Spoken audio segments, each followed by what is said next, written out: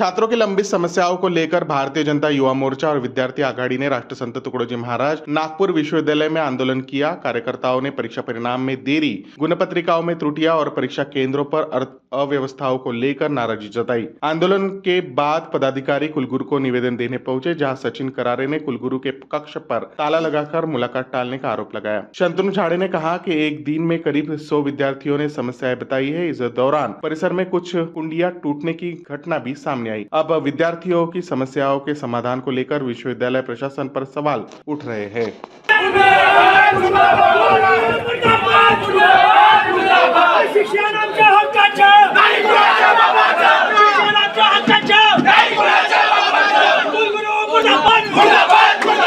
अशा पद्धतीचा आम्ही तिथे शांततेच्याच मार्गाने गेलो होतो। तिथे बाहेर आम्ही मीडियाला संबोधित करून मॅडमला निवेदन द्यायलाच जात होतो। आम्हाला पाहिलं तिथे आणि मॅडम हयात होत्या की नव्हत्या हे न माहीत असताना त्यांच्या कॅबिनला गार्डने लॉक लावलं। आम्ही लॉक उघडा म्हटलं तर त्यांनी उघडलं नाही, म्हणून आम्हाला आक्रमक भूमिका घ्यावी लागली। विद्यार्थ्यांच्या हितासाठी आम्ही ते आक्रमक भूमिका घेतली। जर विद्यापीठ प्रशासन विद्यार्थ्यांच्या हितासाठी जे प्रश्न घेऊन येत आहे त्या विद्यार्थी घाबरत असेल, त्या संघटनेला घाबरून पोलीस डिपार्टमेंटला समोर करत असेल, तर आम्ही याच्यापेक्षाही तीव्र आंदोलन करू शकतो, हे या माध्यमातून आम्ही सांगतो। आम्ही जसं काल विद्यार्थ्यांच्या समस्या ऐकून घेतल्या, विद्यार्थ्यांच्या समस्या ऐकून घेतल्यानंतर आम्ही समस्त मॅडमच्या पीएनना आणि तिच्या रजिस्ट्रार सरांना फोन लावलेला विद्यापीठाला काल रात्री 7 वाजता। मॅडम 11:30 वाजताच्या मीटिंगला होत्या, त्याच्या आधी तुम्ही या असं त्यांनी सांगितलं। आम्ही त्या पद्धतीने 10 वाजताची वेळ ठरवली। ती वेळ ठरवून आम्ही विद्यापीठात 10 वाजता पोहोचताच आम्हाला पाहताच मॅडमची गाडी बाहेर निघते। बाहेर निघाल्यानंतर आम्ही मॅडमला आणायला चाललोय असं सांगून गाडी निघते। त्यानंतर आम्हाला व्हीसी कॅबिनच्या तिथे पाहिल्यानंतर तिथचे गार्ड लोक लॉक लावतात।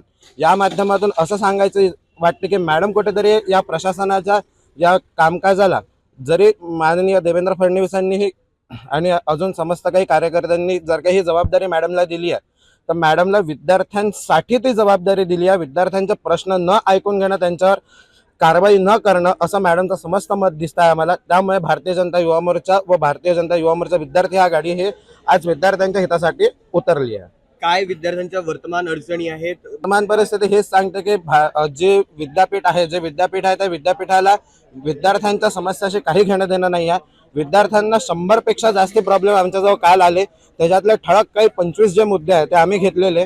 ते 25 मुद्द्यासाठीच आम्ही आज गेलो होतो, पण त्यातही मॅडमनी दुर्लक्ष केलाय। याचा जाब मॅडमला द्यावाच लागणार आहे आणि मॅडम कुठेतरी त्यांच्या कामावर कमी पडत आहे असं आम्ही सांगतो। याच्यात मी एकच सांगू शकतो की जरी ज्या आमच्या कार्यक्रमात दिसत असेल किंवा नागरिक समितीच्या कार्यक्रमात दिसत असेल, जे प्रदेशाध्यक्ष पण उपस्थित राहत असेल, हा वैयक्तिक प्रश्न आहे।